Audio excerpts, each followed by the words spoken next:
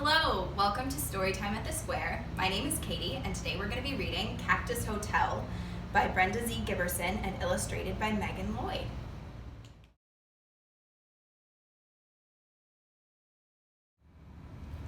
On a hot, dry day in the desert, a bright red fruit falls from a tall saguaro cactus. Plop! It splits apart on the sandy floor. 2,000 black seeds glisten in the sunlight.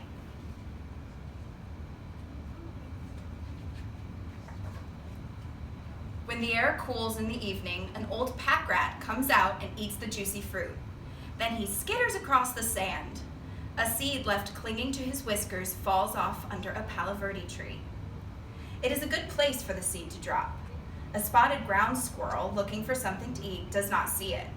A house finch chirping high in the palo verde does not see it.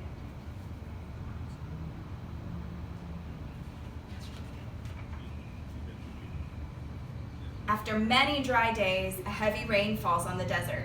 Soon, a young cactus sprouts up from the ground.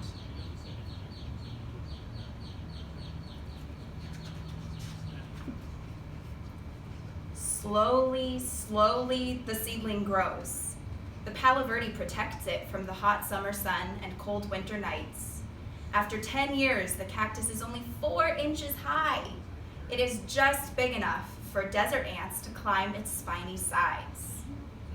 After a rainstorm, when the desert blooms with color, the cactus pulls in water with its long roots and looks fat. A young pack rat stops to drink the water that drips off the tree. Then she scurries off, looking for a dry place to make a nest.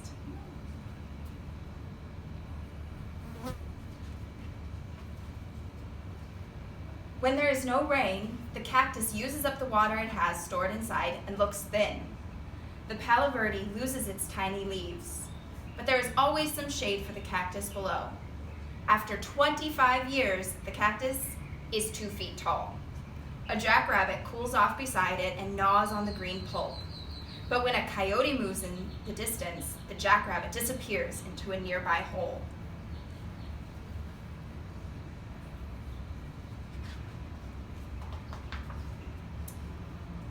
After 50 years, the cactus stands 10 feet tall and looks straight and strong beside the old palo verde. For the very first time, brilliant white and yellow flowers appear at the top of the cactus. Every spring from now on, the flowers will open for one night and only, and then close in the heat of the day. They beckon like a welcoming signal across the desert. At different times of the day and night, birds, bees, and bats come for the nectar.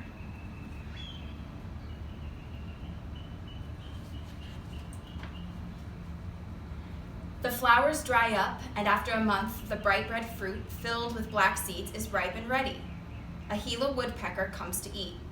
He looks around the cactus and decides to stay. He has found the perfect place in the desert to begin a new hotel.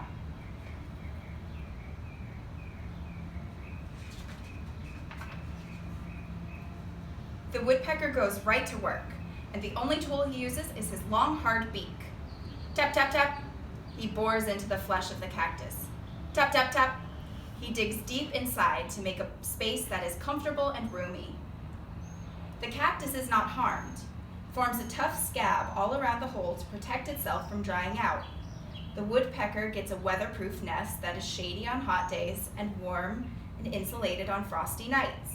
And the cactus gets something in return. The woodpecker likes to eat the insects that can bring disease to the cactus.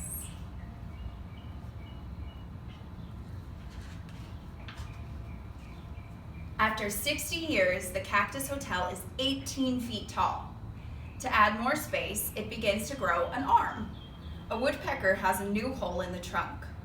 Farther up, a white-winged dove makes a nest on the arm. And down below, an old hole is discovered by an elf owl. The birds feel safe, living high up in a prickly plant where nothing can reach them.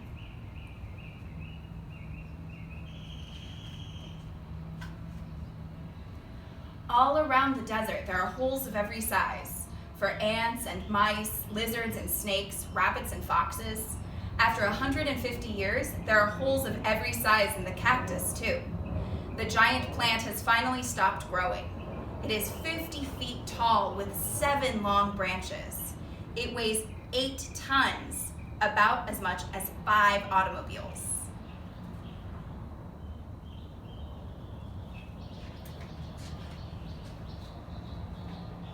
Everybody wants to live in the Cactus Hotel. Birds lay eggs and pack rats raise their young. Even insects and bats live there. When one animal moves out, another moves in. And every spring, they come for a special treat of nectar and juicy red fruit.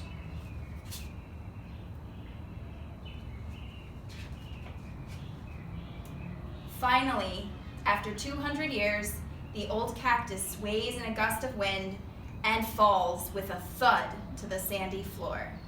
Its great thorny arms crumble in the crash.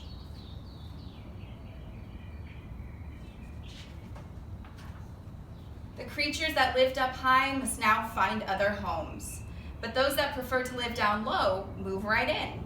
A millipede, a scorpion, and many ants and termites quickly find homes in the toppled hotel. After many months, all that remains are the wood ribs that supported the cactus while it stood so tall. A collared lizard dashes over the top, looking for insects. A ground snake huddles in the shade below.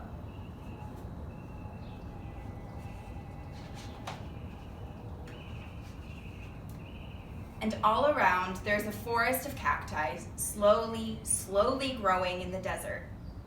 Through hot and cold, wet and dry, some will survive long enough to become other cactus hotels. Thank you so much for reading Cactus Hotel with me. I hope you enjoyed it.